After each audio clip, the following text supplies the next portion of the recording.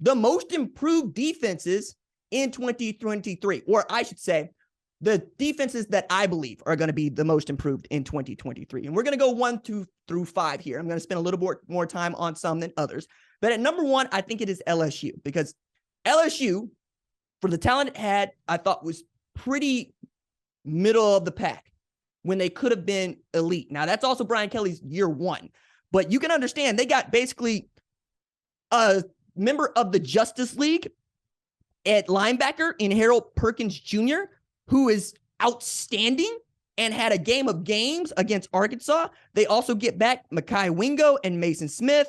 Mason Smith, who famously had a season-ending injury on a celebration in the first game of the season, but also a dude that has already been marked as a potential first-round draft pick in 2024. Wingo was also an AP All-American third-team selection.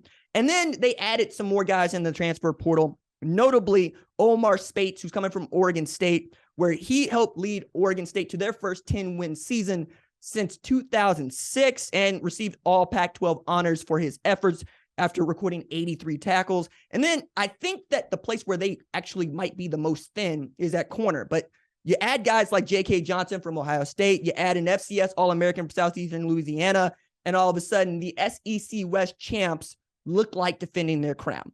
Number 2 on the list for me, Penn State Nittany Lions. The reason that I have Penn State here is because I just don't see a place where they have a hole, which is an outstanding thing to say. And frankly, an infrequent thing we get to say in the age of the transfer portal where guys are coming and going.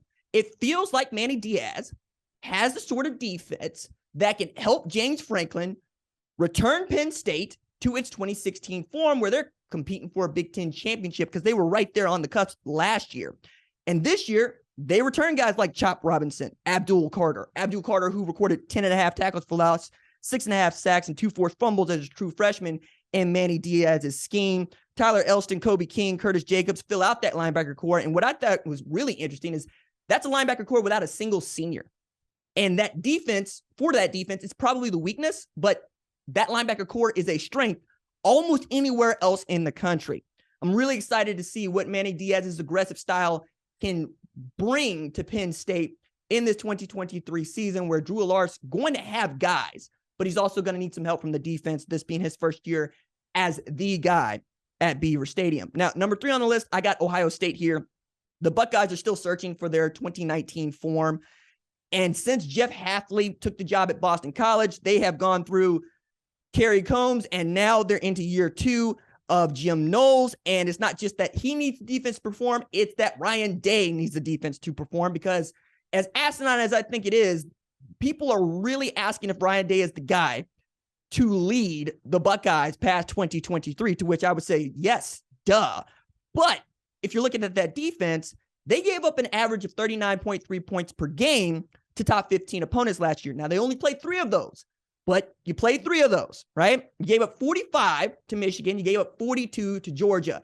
The offense wasn't there against Michigan to bail them out. And, of course, they came up just short of beating the eventual national champion Georgia in the college football playoff. Now, no one doubts that Larry Johnson Sr. is going to have that defensive line ready to go with JT Tuimoloau and others, Jack Sawyer, among others, Mike Hall. Those dudes are going to have absolutely be on their game, right? We understand that. We know what Larry Johnson Sr. is capable of giving us with them dudes with those kung fu karate hands. The linebacker core, I think, is good. Tommy Eichenberg, Steel Chambers, solidify it at the second level. I also think it's a front 7 that gave up 216 yards to Donovan Edwards on the ground. And that can't happen. You can't get run on like this by a team that wants to run the football also in Michigan. Now, they also were able to throw on them, and that's where I get to Jordan Hancock needs to have a year. Sonny Style Jr. needs to announce himself. But you're talking about a defense and a secondary that gave up 371 pass yards and 3 TDs to Penn State. They gave up 263, including 160 receiving yards to Cornelius Johnson and 3 pass TDs to Michigan. And, of course, they gave up 398 pass yards and 3 passing TDs to Georgia. And this is the one that got me, including 3 catches for 129 and a TD to Arian Smith. Now, Arian Smith is a great player, but he's also a dude that caught all of 3 passes all of 2022 before that game. You can't have that at your corner and safety spot. You have to have guys that can play man-to-man, that can play that bump and run, and you got to have an eraser in the middle of the field that is your safety. I think that 4-2-5 can be great, but they got some work to do, and it's all down to those corners and those safeties. Number 4 on the list, I got Texas here. No player was more impactful for his team's defense in the Big 12 than Jalen Ford, who notched 119 tackles, 10 tackles for loss, 4 interceptions, and 3 forced fumbles. If he would have been selected for first team All-America last year, I would not have batted an eye. That's how good he was. Now, there was no room left on that particular depth chart, but my goodness, was he ever a player. They also add some guys that I really like in semifinalists for the Thorpe Award, Jalen Catalon, and they get back Ryan Watts, who I think the world of. Ryan Watts is not only a great cornerback, he's a great person. And if Vernon Broughton II actually plays the way he looks, watch out, man. Like, I've been watching Vernon since he was in high school, and that dude has looked like an NFL specimen since he was in high school. Add him to Alfred Collins. Add him to what you have on that defensive front, and Pete Kwiatkowski finally figuring this thing out in year 3. I would not be shocked to find out they go down to Tuscaloosa and they get the W that they should have gotten on the 40 acres last year. They just needed Quinn Ewers to stay healthy. And then number 5, Oklahoma.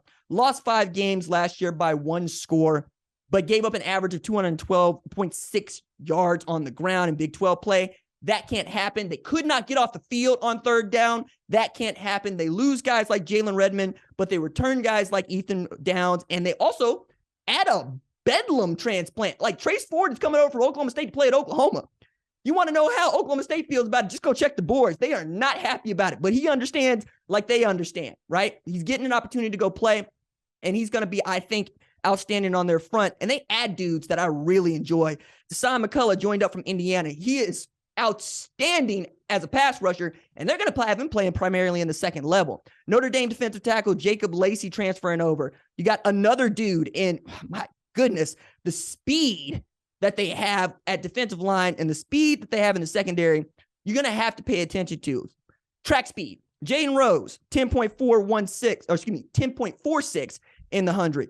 He's also 200 pounds. Gentry Williams ran 47.7 in the 400, right? And 21.1 in the 200. That's flying. You got Peyton Bowen. You got Billy Bowman. You got Key Lawrence. You got dudes. It's just you need to put them all together in Ted Roof's year 2. And frankly, you need to get on the good foot, this being Oklahoma's last year with Texas in the Big 12 before they make the big leap to what is the best conference in football, that is the SEC.